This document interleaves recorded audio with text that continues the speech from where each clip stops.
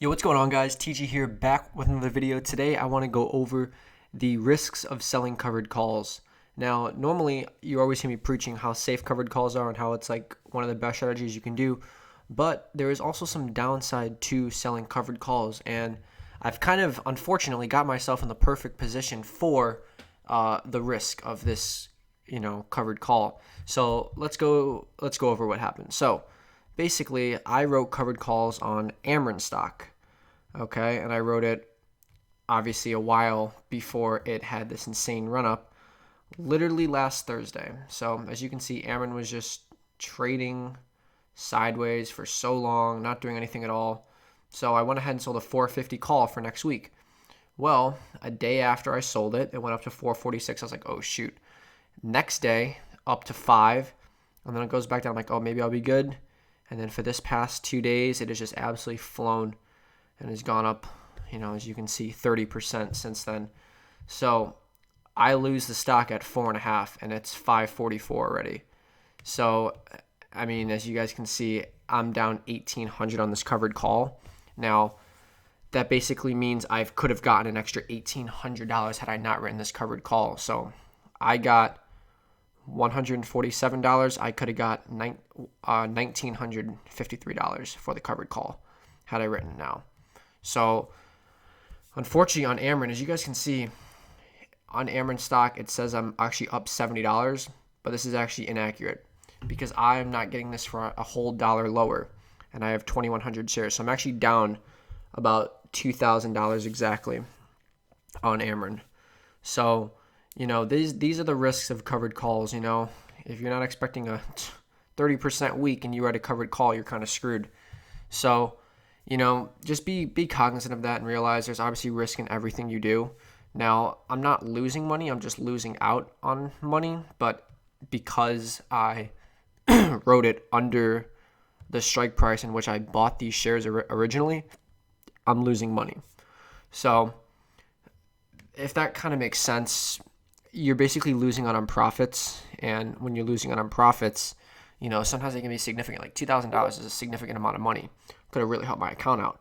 But obviously, I had no idea it was going to run up 30% in 1 week. And so now I have to lose or sell my shares at 4.5, and it's 5.5 now.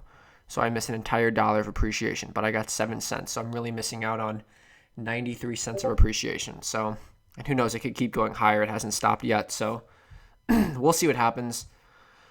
But that's basically what's happening now. Obviously, pretty good day in the market so far, up about 2.5%. Our silver puts are working out pretty well. Our selling our put on Apple's working out pretty well. We're up pretty decently on that, up a solid $67. You can get an extra 58. May close this out at the end of the day, potentially. And then we bought those 3 more shares of Amazon yesterday. That's working out pretty well. We sold 0.33 Amazon earlier just to, I don't even know why, just to lock up a little bit of profit, like $30 or whatever. So we still have 8 shares, average cost of $31.10. It's at $31.65. So we are up $473 on it. I'm going to be actually holding this until Prime Day, hoping for a nice boost. And I'm probably going to hold into earnings as well because I'm expecting earnings to be good. So that's what's going on so far. Citigroup is not cooperating at all. I need this thing to be like it was earlier, way above 45.5. So I'm actually kind of tempted to buy this covered call back and lock in some profit on it.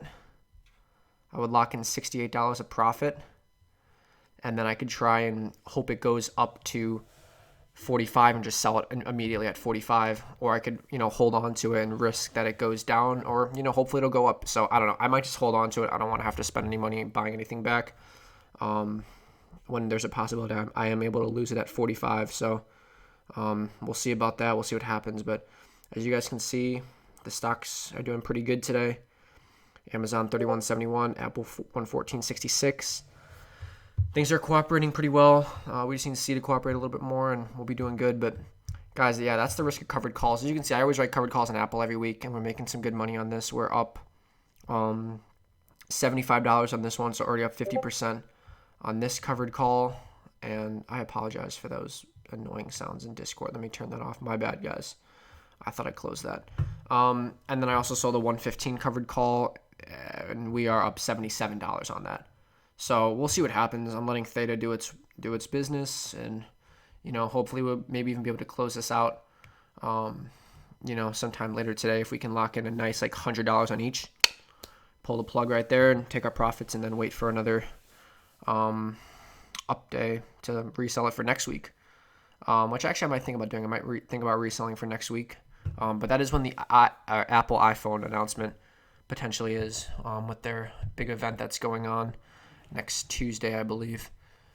So yeah, a lot of catalysts coming out. I'm just trying to stay up to date on that. But I really wanted to show you guys the risks of selling covered calls, so you guys are aware and realize that you could potentially lose out on some big money by selling those covered calls.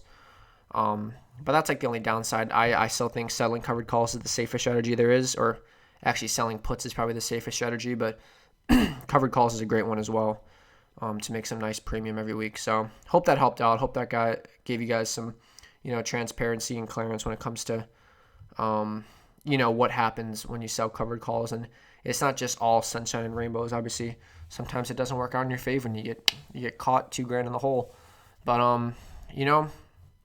at the end of the day, we're just trading. We're trying to make the best plays possible, and that guy made the better trade at that point. And that's really what buying and selling calls is you're trying to outsmart other people and trying to take money from their pockets and put it into yours, if you think about it. Because it's not just a computer you're dealing with people. I'm selling that call to a person. He's buying that call from me. It's a different guy. And he won that fight. So congrats to him.